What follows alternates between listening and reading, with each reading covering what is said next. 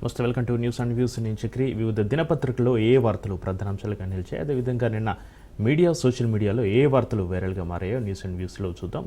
ముందుగా ఈనాడు దినపత్రికలో ఏ వార్తలు వైరల్గా మారాయో చూద్దాం. సన్నబియ్యంతో సహపాంతి అని ఒక మెయిన్ హెడ్లైన్ తోటి ఈనాడులో ప్రధాన వార్తగా మనం చూడొచ్చు. సామాన్యుడి ఇంట సీఎం మంత్రుల భోజనం అంటూ ఒక వార్తను మనం చూడొచ్చు.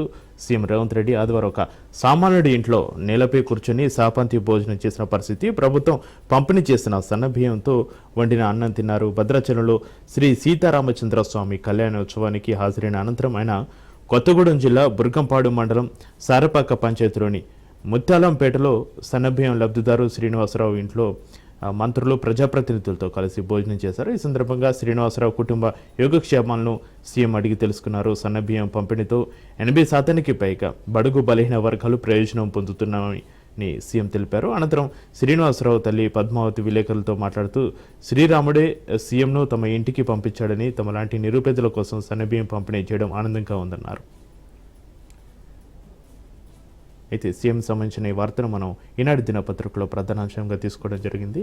ఇక యూనివర్సిటీలో సహాయ ఆచార్య పోస్టులో భర్తీకి పచ్చ జెండా అంటూ ప్రధాన అంశంతో మెయిన్ హెడ్డింగ్ లైన్ తోటి మరొక వార్తను చూడొచ్చు. ఇక 3 దశలో నియామక ప్రక్రియ, కొత్త మార్గదర్శకాలు జారీ, 12 విశ్వవిద్యాలయాలకు ఊరట, నిరుద్యోగులకు శుభవార్త, ఖాళీల్లో సగమే భర్తీ అంటూ మెయిన్ హెడ్లైన్స్ తోటి ఈ వార్తను చూడొచ్చు. ఇక డీటెయిల్స్లోకి వెళ్తే రాష్ట్రంలో ఉన్నత విద్యా పరిధిలోని 12 విశ్వవిద్యాలయాల్లో సహాయక ఆచార్యుల ఖాళీల భర్తీకి ప్రభుత్వ పచ్చజెండా ఊపిన పరిస్థితి. డైరెక్టివ్ రిక్రూట్మెంట్కు కొత్త మార్గదర్శకాలను రూపొందిస్తూ జీవో 21 జారీ చేసింది. రాష్ట్ర ఉన్నత విద్యా మండలి ఆధ్వర్యంలో నియమించిన ఉన్నత స్థాయి కమిటీ సిఫార్సులను ఆమోదిస్తూ మార్గదర్శకాలను నిర్దేశించింది. గతంలో ఉన్న నిబంధనల స్థానంలో కొత్తగా 3 దశలో నియామక ప్రక్రియను పూర్తి చేస్తారు. యూనివర్సిటీలు ఈ మార్గదర్శకాలను పాలక మండళ్ల సమావేశాలు ఆమోదించాల్సి ఉంటుంది. ఇక నియామకాల సమయంలో తెలంగాణ రాష్ట్ర రిజర్వేషన్ రోస్టర్ విధానాలను ఖచ్చితంగా పాటించాలి. ప్రతి దశ తర్వాత అభ్యర్థుల జాబితా మార్కులు అధికారిక వెబ్సైట్లో పొందుపరుస్తారు. దీనికి సంబంధించి యూనివర్సిటీలో సహాయ ఆచార్య పోస్టుల భర్తీ సంబంధించి వార్తను మనం ప్రధాన అంశంగా ఈనాడు దినపత్రికలో చూడొచ్చు. ఇక సిపిఎం నూతన ప్రధాన కార్యదర్శి ఎంఏ బేబీ అంటూ మరో ప్రధాన వార్తగా మనం ఈనాడు దినపత్రికలో చూడొచ్చు.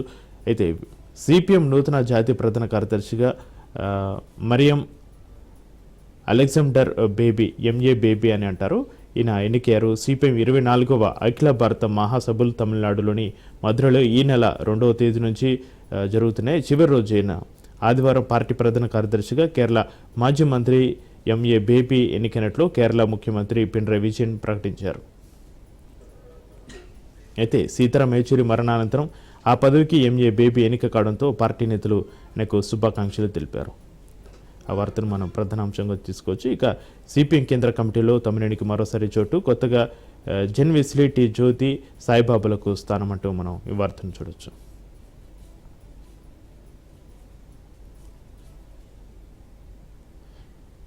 ఇక కళ్యాణోత్సవంలో భాగంగా మంగళసూత్రాన్ని భక్తులకు చూపుతున్న అర్చకుడు. ఈ రమణీయం రామ్లోరి కళ్యాణం భద్రాచలంలో వైభవపేతంగా వేడుక. స్వామివారికి పట్టు వస్త్రాలు సమర్పించిన సీఎం రేవంత్ రెడ్డి.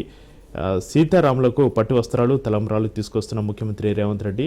గీతా దంపతులు చిత్రంలో తుమ్మల నాగేశ్వరరావు, చామల, కొండ సురేఖ ఫోటోలను నిన్న స్వామివారి కళ్యాణ సందర్భంగా పట్టు వస్త్రాలను తీసుకెళ్తున్నప్పుడు తీసిన ఫోటోను మనం ఈనాడు దినపత్రికలో మనం మెయిన్ ఎడిషన్లో చూడొచ్చు. ఇక అదేవిధంగా మౌలిక వసతుల కల్పనతో ఆకర్షిత భారత్, పంబన్ రైల్వే వంతెనను జాతికి అంకితం చేసిన ప్రధాని మోడీ హాజరు కానీ తమిళనాడు సీఎం స్టాలిన్ అంటూ వార్తను చూడొచ్చు. ఇంకా తెలంగాణలోనూ అధికారంలోకి రాబోతున్నాం, బీజేపీ ఆవిర్భావ వేడుకలో కేంద్ర మంత్రి కిషన్ రెడ్డి వ్యాఖ్యలు. ఆరంభంలో సన్నాలే, సింహభాగం 7 జిల్లాల్లో ధాన్యం కొనుగోలు, వచ్చినవి వచ్చినట్లుగా రైసు మిల్లులకు అంటూ ఇక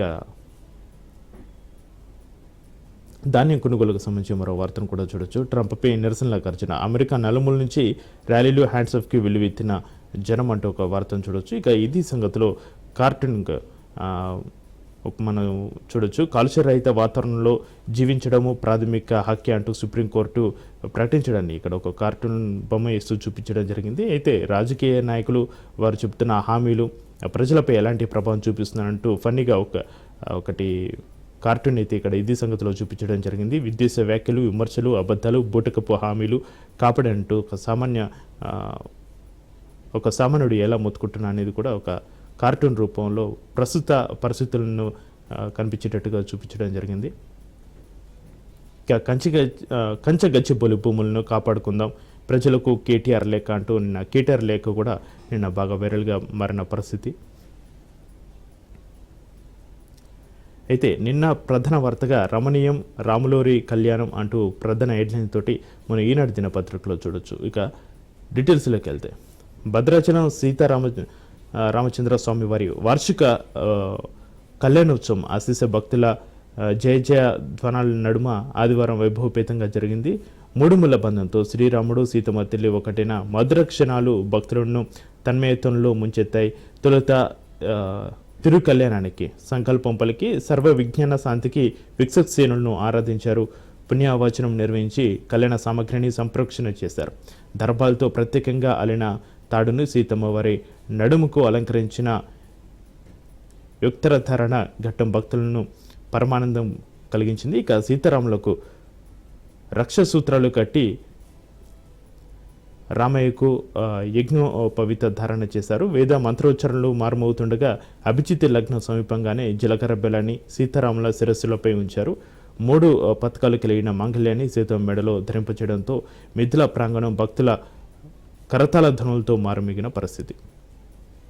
ఇక ముఖ్యమంత్రి రేవంత్ రెడ్డి గీత దంపతులు ప్రభుత్వం తరపున ముత్తాల తలంబ్రాలు పట్టు వస్త్రాలు సమర్పించారు. హైదరాబాద్ నుంచి హెలికాప్టర్లో భద్రాద్రి కొత్తగూడెం జిల్లా బుర్గంపాడు మండలం సారపాకలో ఏర్పాటు చేసిన హెలిప్యాడ్కు చేరుకున్నారు.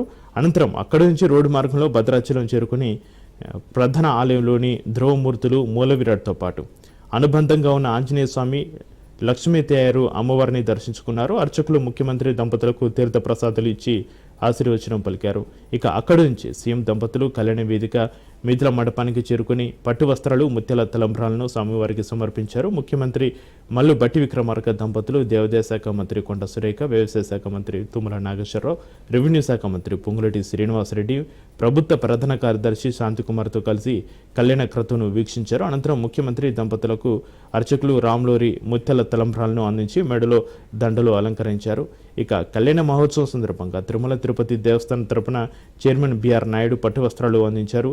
దేవతామూర్తులకు శృంగేరి పీఠం తరపున ప్రతినిధులు చిన్నజీయర్ స్వామి తరపున త్రిదండి దేవనాథ రామాంజీయర్ స్వామి, భక్త రామదాసు 10వ తరం వారసుడు కంచర్ల శ్రీనివాసు, దేవాదాయ శాఖ ముఖ్య కార్యదర్శి శైల్జ రామయ్యర్, కమిషనర్ శ్రీధరరావు పట్టు వస్త్రాలను వేరువేరుగా సమర్పించారు.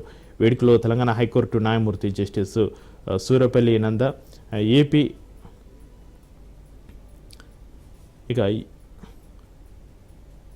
హైకోర్టు న్యాయమూర్తి జస్టిస్ బి కృష్ణమోహన్, ఎంపీలు వద్దిరాజు రవిచంద్ర, ఇక బలరాం నాయక్, చామల కిరణ్ కుమార్ రెడ్డి, ఎమ్మెల్సీ రవీందర్, ఉమ్మడి జిల్లా ఎమ్మెల్సీలు, పలువురు కార్పొరేషన్ చైర్మన్లు కూడా పాల్గొన్న పరిస్థితి.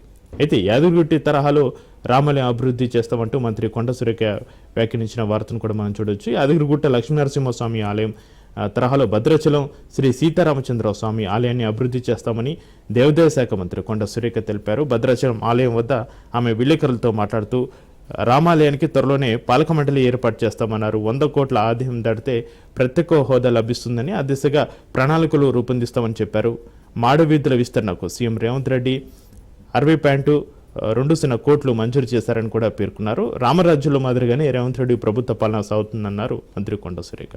ఆ వార్తను కూడా నిన్న ఈనాడు దినపత్రికలో ప్రధాన అంశంగా మనం చూడవచ్చు. ఇక ఇవి ఈనాడు పేపర్లో ఉన్న ప్రధాన